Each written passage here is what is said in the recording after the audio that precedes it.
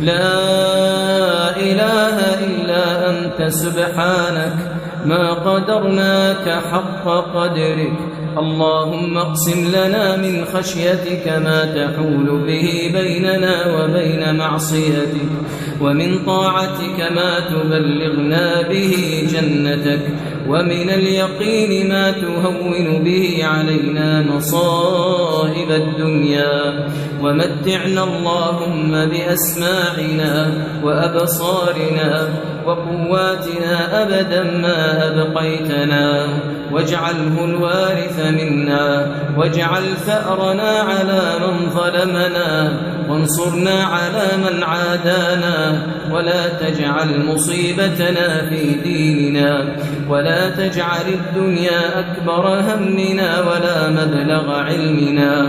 السلام عليكم ورحمة الله تعالى وبركاته. أحوالكم، أخباركم، الدنيا معكم إن شاء الله. الفيديو ده يلقاكم في أحسن حال. معكم مشاهد. لو أول مرة تشوف قناتي، لو عجبتكم دوسوا على زر الاشتراك ودوسوا على الجرس حتى يصلكم كل شيء جديد.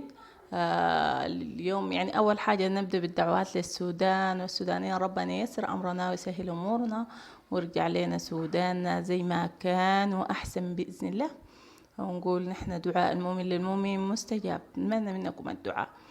أول حاجة الصباحية طبعا كان معانا ضيوف، جونا ضيوف على حسب نحن يعني جينا الولاية الشمالية، يعني اللي بيجي ماشي مسافر برا بيجي يعبر بينا يعني من الجزيرة، لأنه المسافة بعيدة، احتمال تعدي مع واحد يعني 4 يوم 5 يوم حتى نصل هنا، حتى يمشي لبور السودان.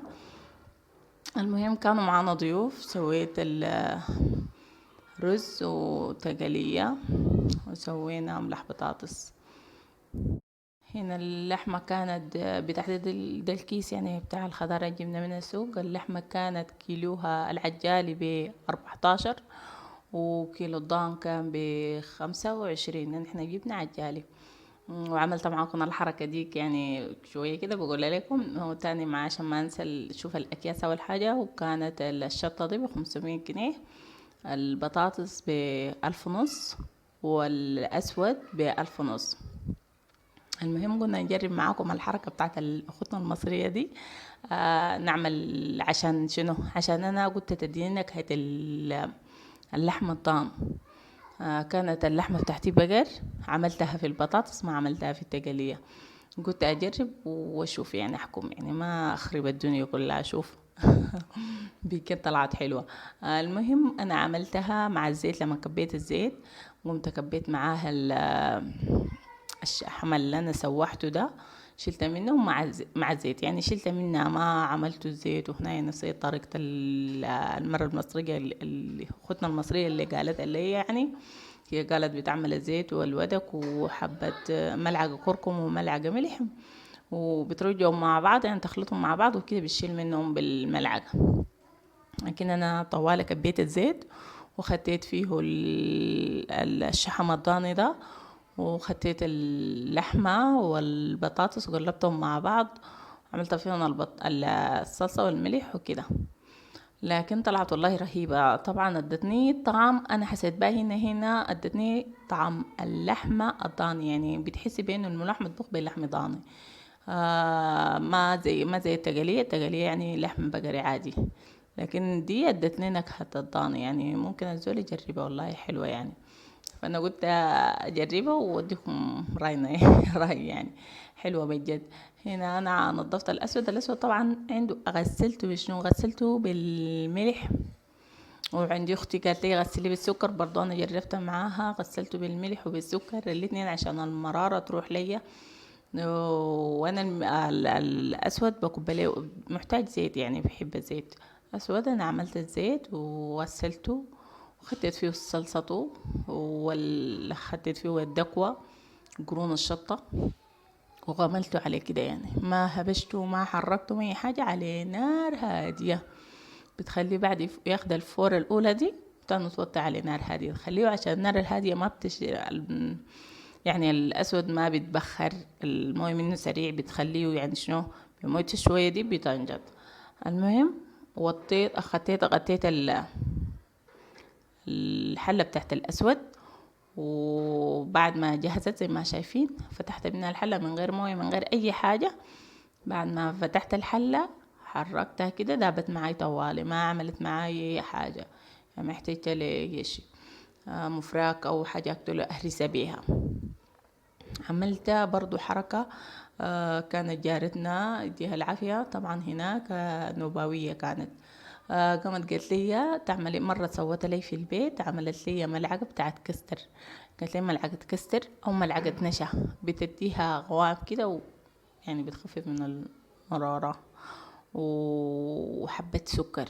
يلا أنا جربتهم بصراحة، يعني قلت نشوف نجرب أهو تجارب. والله طلعت صح بجد، يعني طلعت إنها شو ما مرة خالص طعمة، يعني ما فيها حموضة حتى لو كان الأسود حامض بتاعك. الحركة دي بتخليه ما حامض، بتخلي والنشا كده بتخلي ليها قوامه كده متماسك، ما حاجة كده مشتتة كده، يعني بتدي القوام حلو. لو حسيتوا بانها هي تقلت شوية معاك، عملتي كستر كتير او نشا كتيرة، زيدي لها حبة موية وبإذن الله بتظبط، ما في حاجة يعني. ما هنا كان التقلية عملت لها القراصة العجين يعني معروف. عجنت العجين بالخميرة والملح وحبة سكر، وعملت يعني بحسب انه انا العجين بحسب الفاك شوية من المتماسك ده، انه يعني يكون زي قريب من عجنة الكيكة ولا شنو، يعني سائل شوية، يعني ما ناع الكاتم ده كده، بحس بانه هي بتلقى اطرى واسمع ايتو. دي يعني جربت ديك وجربت دي، العجنة اللي بتكون قوية والعجنة اللي بتكون يعني فاكة شوية، حسيت بانه الفاكة شوية بتكون حلوة. هنا تقليتنا طبعا بعتذر من الحلل. طبعا الحلة دي يا هندي للحلل ستات البيت البطنين دي اللي خلتهم لينا في البيت، ما خلت لنا حاجة. اشترينا الحلل الكبيرة دي واشترينا الصاج والجرادل. بالمناسبة هي ما خلت لنا إلا حلتين ومعاهن 4 كبابي كور وصحن وصينية، لا سيرمس ولا حاجات. ده الكل اشترينا والله ما شاء الله، يعني العدة دي جت اشتريناها، والحالة قلنا ما دارين نشتري وما دارين، كل ساعة بنلقى روحنا اشترينا حاجة، لكن يعني بنحاول نشتري الحاجات المهمة يعني. بس الصاجات احنا بنستخدمه. المهم الحلة ما عندنا حلل يا هنديل. انا كنت عاملة الرز وعاملة طبيخ البطاطس، عاملة الطبيخ بتاع عاملة السلطة بتاعت الأسود، ما في حلة، فاضطريت إني جبت الحلة الكبيرة دي وسويت فيها يعني.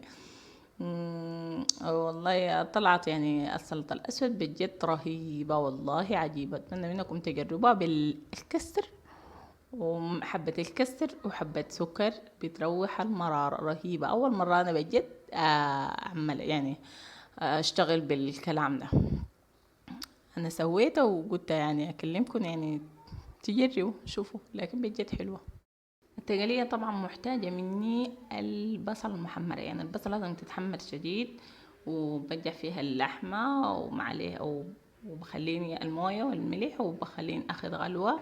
أخذ أنا الغلوة بقوم بكب شنو، بوطي النار، وطيت النار بقوم بفركه وبعمل البهارات وكده زي ما شايفين وكده. بقول لكم صلوا على الرسول عليه أفضل الصلاة وأتم التسليم، وما تنسوا خدكم من اللايك، ومع السلامة في فيديو قادم.